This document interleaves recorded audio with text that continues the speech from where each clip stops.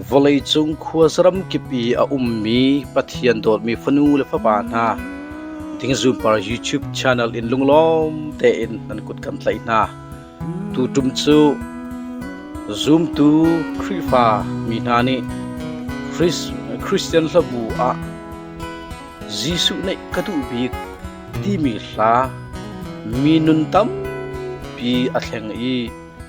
minun tam pi adeng tu khi hla sungloi le khi hla pathian tho achu mi avan tho ke na a ho phu mi da asi zeiban tuk din hun in da hi hla hi avan isem chu ti mi kha tu ni chu tu tum chu thazang kan la ti na lai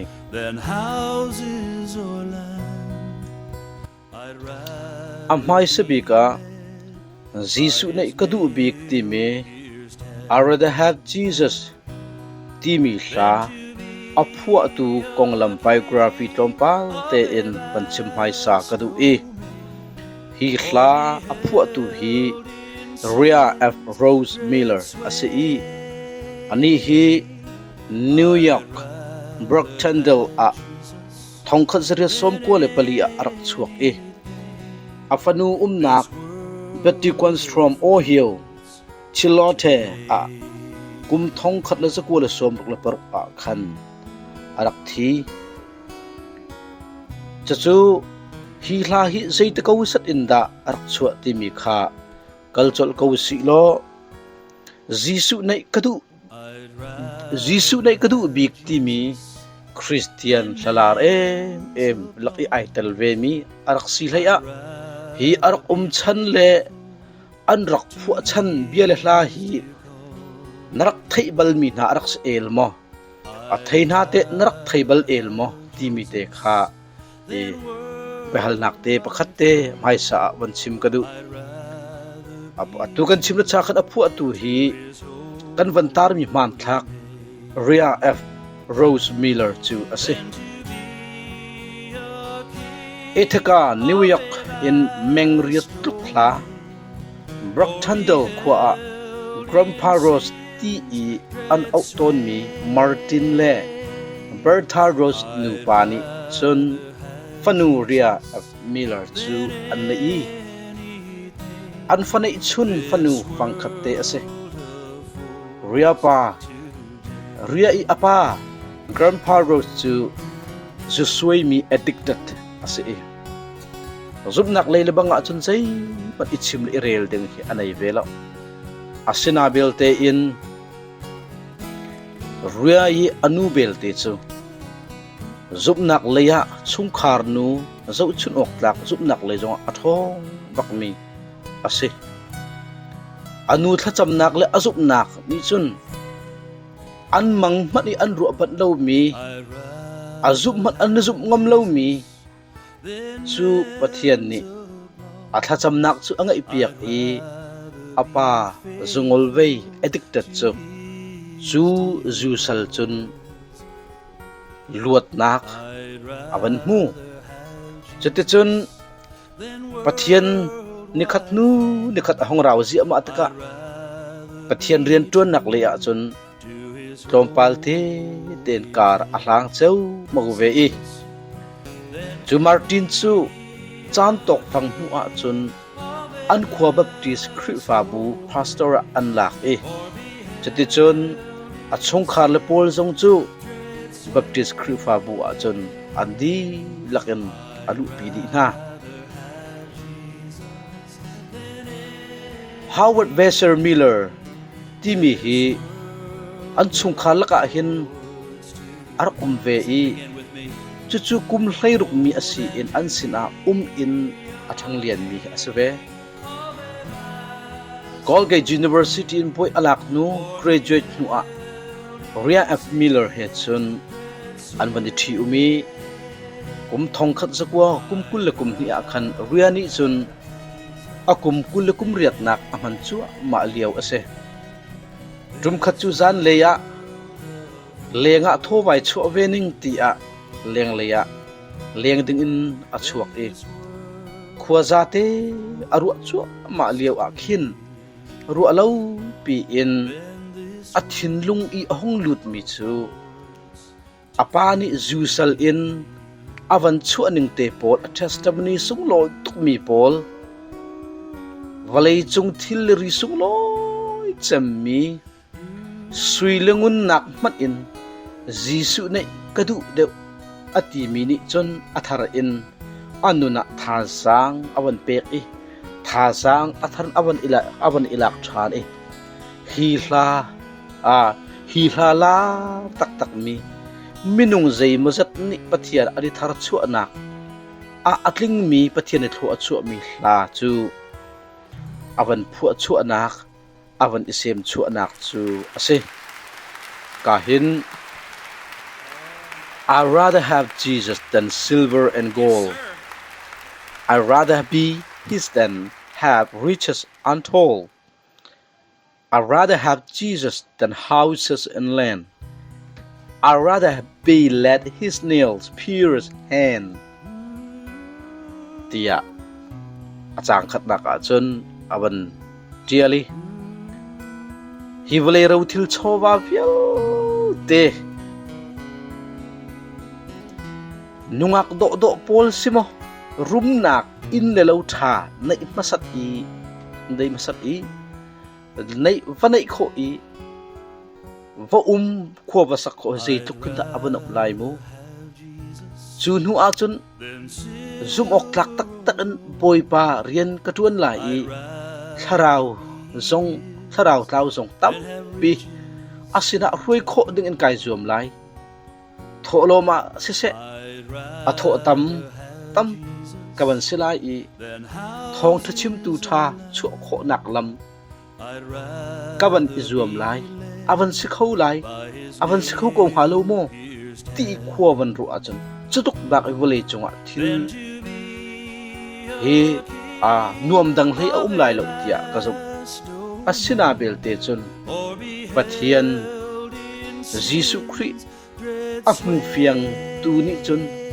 ตักนิจนฮิวเลทิลอาเซียมไม่ดึงมีเทปการอัตลาวดึงมีอารอกเขาดิมีทิลละกะหินอันรัวนักเลยอันจุบนักฮีอันนุนะอันทิลลุง first priority ประคัดนักมุนอาจังมีมุนอาลาตูฮีอารักเซเลมเราใจตึกมันอารอกเขาที่เรามีรงรูเลจิรกจงนี้อันโคที่ละอันโคที่เรามียิสุคริเฮอันนุนนักอันดับทีมให้ใส่ยิสุคริในกระดูเดียวเราทิลเวลเตนักอันตีเอ็นอันนี้ตินุนรำอันดับทอกจงจัลตอนเฮอารักเสด็จยิสุคริดูจงนุนรวมรัลกาปอลนี่อันเข็ดนักทีร์อิตเลยอาลัมรวยนักกันโคนักลำฮีอันจะลำดิ่งอารักเสตีเฮอันเฟียงถึงกันกุมทองขัดสกุลสมทุ่มเล็บปัวอาคันอาดาโฮ Northwest Nazarene College a Dean of Religion in Arqumi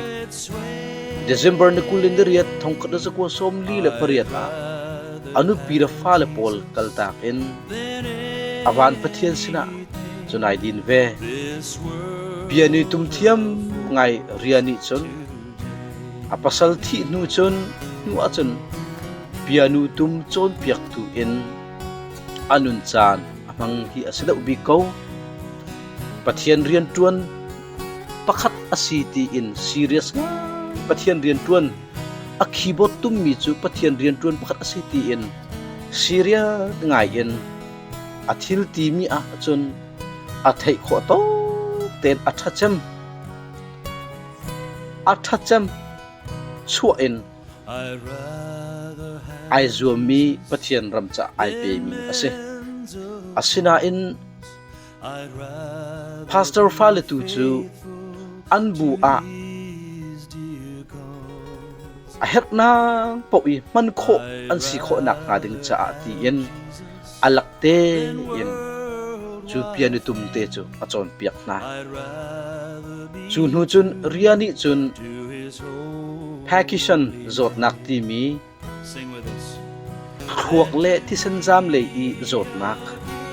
chú avan nei thok ve y chú rốt nạc chun aban kệ lệ chol chak nạc avan dot ngai chang pianu tum zong chu idin hau tiang in avan y thong khat zakwa som ruk le perok a khan hi volei thil vial te an ido nak le an sun loi nak vial te le thil sung loi vial te nak in ai thim deuh mi akham tu boy pa Zisuh sina sungza in hi volei ta al ai ram nak ram chu ta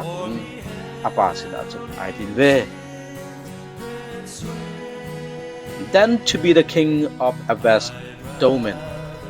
or beheld incense bread so away. I'd rather have Jesus than anything. This word affords today. Aramakau ko chung ikaw I uktu van siding to zay kinda anop lai tiki naruat balve mo naruat balve dak mo nadu du minay ko nak din hun a nava khawlai khi ko van ruat ve man chuban tu I ruat nak nangam nak le nop nak chu zai khi me leiti hamu du mi pa nai nakin nuam zai thil zai me volei chunga hin volei chung chuak minung nun nak a hin ti hamu asina in chu pol chu nei man lo swali nanun a roi tu rorel tu uk tu asi a chun nathi nuwa zongzal mi athiam ti lo mi hela na ta thau tunga chun na tlak thau tunga chun zeida a hlok na hamu dam chunglong dai sun loi nak le sun par nak pol hi it lengar in ton man na se lo zongzal dun na akan pe tu Zisuh Christ hi kan dot e kan ithim da zong zal hi a her he zoom tu ni fatin te I kan her mi chu arakse lakum thong khat le zakwa som thum le pani pathian ni jing khat chu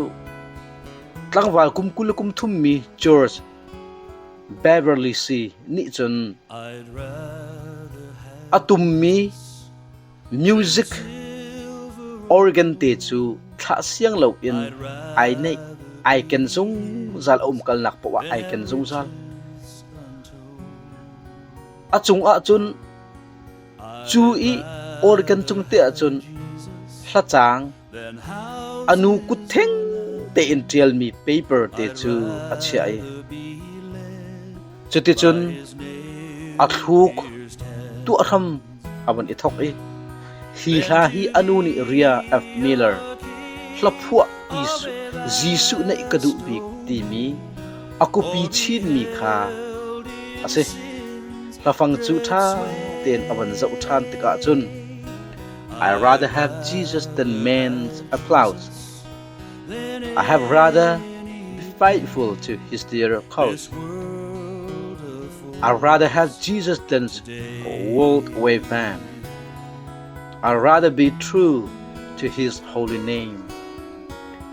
I'd rather be true to his holy name. Tizon avan reliu te a chun atak sani khin ok pakhengal ti lo in chu hlani chun anun muril hi avan den avan tuk avan khoi rang ran chu hlani chun anun hi achia ne tuklo mam cha volei really ni anin bantukhin anun volei taksa chu hi hlani tor kho lo tiang sum kho lo anin asabi ko hi hla hi arala mi pathian ni a khian sa cha ti in som nak zai mazat adon tika chun avoi khat nak thanga hi hla do tok mi la sung loi tok mi zoom tu pol ni asak aneng I kan nen kho lo mi chu boy pa maya lungkwei lungzur mitla in aban sak chiti liao I arak epung khom tu mi people ni chun valai chung deng chuak tu hlarau pi asite lai ti hi an rak ruat ban sim la kum thong khat la sapu som bi le pasari a khan evangelist minaute kum kul kum thum ro asemi sam pol non thur non asemi Billy Graham sin in a crusade naka hlasa so soloist frang a somnak ru alo pi chun avan luti chati chun Billy Graham Evangelistic Association a hlasak lei in boy parian chu atuan chi chol tuni tiang in amin volei thei in om zongza zoom tu mai sapol ni annun in boy pa arak iphuan ning leilon thil sui langun cholawa nakin Zisuh nei kadu deu anwan ti kho hi chu chon tlak nun hi chu anwasida mu kan ni inte thil dang vial te nakin Zisuh nei kadu deu thil dang nakin kan ti kho ve khamo tu jing chana adong nak biga ban chim kadu mi chu hi nu nun mang hin hi hla mang hin athar in kan nun wan zo than na usilo thil dang vial te nak in Zisuh poipa kan tu deu kan ti kho nak nga ding cha thiang tharau sin zong a khin thon nak hal usilo boy pa na le kan hip lo hi balai thil ri la hlon thil la valai chung thil ri la vial te nak kan thin long hun ma kan pathian kan boy pa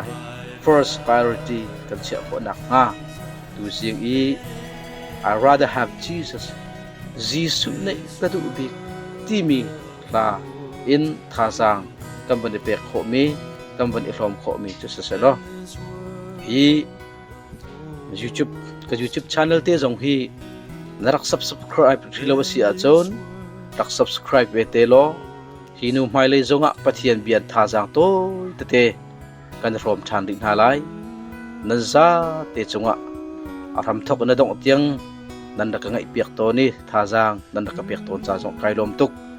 boy pan nan chunga dai nak ngam nak thachua he nan nun lam roi ko na se